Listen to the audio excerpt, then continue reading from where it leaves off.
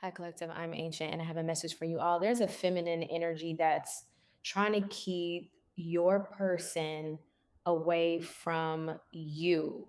Okay. I picked up on that energy heavy.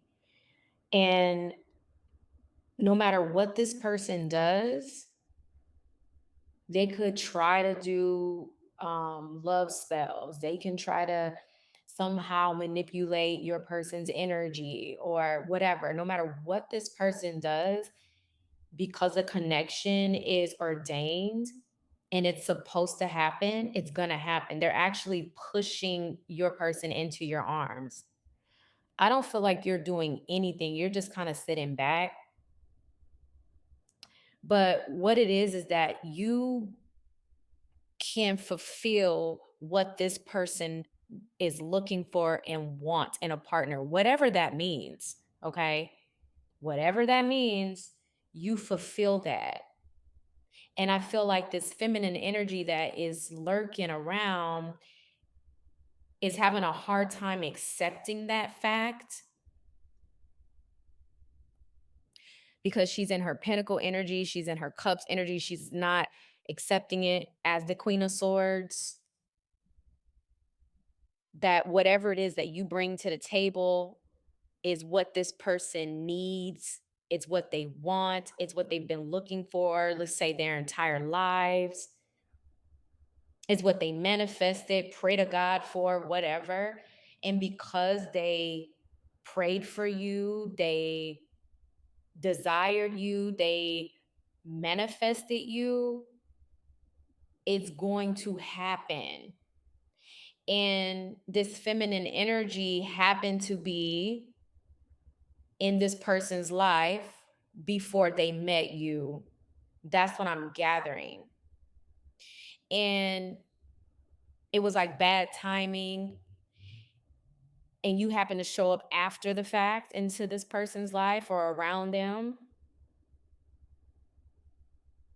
and then this person was like, "Oh my god, that's my person.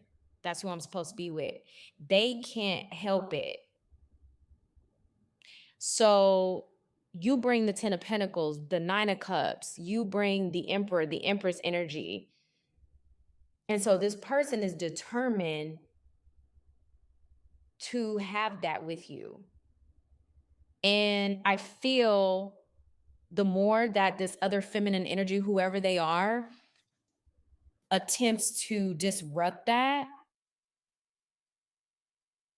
the worse is going to be for this person because they're trying to, without them really knowing that it's a spiritual connection, that they're interrupting something that's ordained by the universe. And I feel like you're highly protected. So this person should tread lightly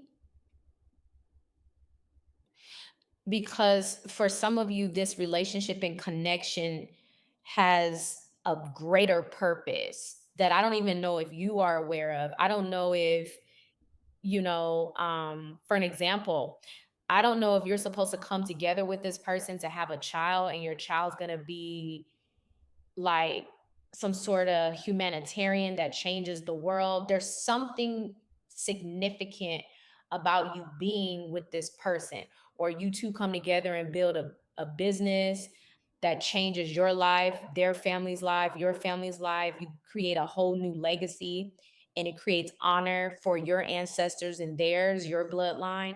I don't know. There's something significant about it. And because it's so significant, it has to come into fruition. And there's nothing this lurking energy can do about it. They have to accept it. That's what I'm channeling. I want to shuffle my deck and see what's going on. I just saw the Emperor in my mind's eye. The Four of Pentacles. So the Emperor is standing, is going to reject any energies that's coming their way if it's not you. That's what they've been doing. This person also has been practicing abstinence. This Emperor,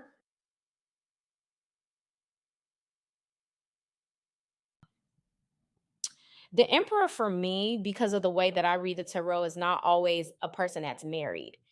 For me, whenever I read, it is the person that embodies all the elements.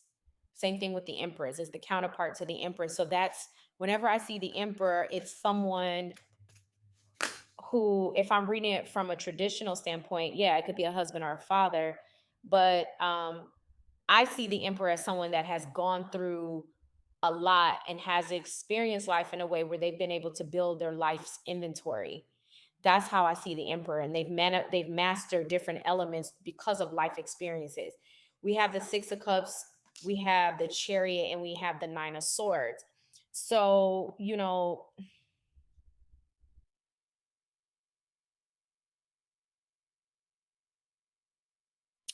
so someone is, I feel like this lurking energy is gonna go through the dark night of the soul. So this, your connection to this emperor, whoever this person is, it's going to ignite a transformation within this lurking energy because of the simple fact that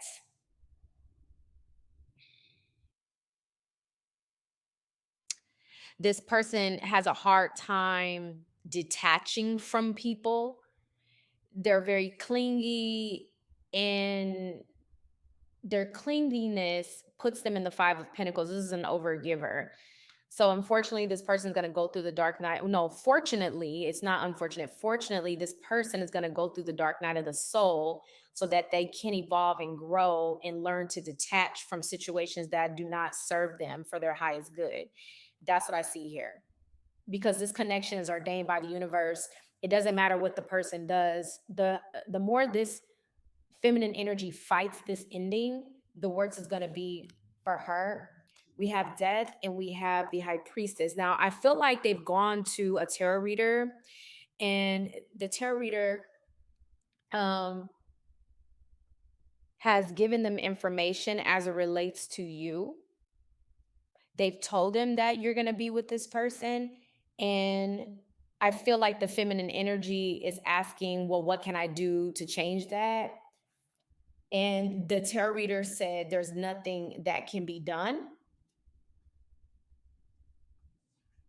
that judgment has been made, or the judgment call. I feel like the tarot reader did tell this person that all the chaos and fighting that they have experienced with this person has essentially driven them away, that without you around, it wouldn't matter. That's what the tarot reader told them. I'm picking up on somebody else's readings. I can't. Um, my apologies, reader, whoever you are. I listen. It's you're in my card, so I got to read what I read. But yeah, so that's what the tarot reader told him, and it's true. So, so the tarot reader essentially didn't tell them to let go, that they're going to go through a transformation, but the high priestess did let them know that it's over. What the high priestess didn't share with them is the spiritual connotation of it, that they will go through a dark night of the soul, because that's what it's about. That's what it's always about, right? So, as much as they try to fight this internally, it doesn't matter. The ending is here. So this person is going to go through the dark night of the soul. Right now, they're in the 9 of Swords and 9 of Wands energy. Of course, that bitterness. Once they go through the dark night of the soul, this feminine energy that's been lurking, they will become the Queen of Wands.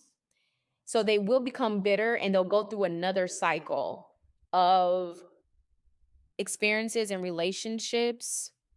But within these relationships, they will navigate them as the Queen of Swords from a place of bitterness if they haven't healed this Knight of Wands. Because, yes, they're going to go through the dark night of the soul, but that doesn't necessarily mean that they've healed. You go through the dark night of the soul to get your ego in check and to awaken to your insecurities, but the healing process is the star. That's the energy of Aquarius. So that doesn't mean that they've actually healed. They've just gone through the dark night of the soul, which is different. Okay.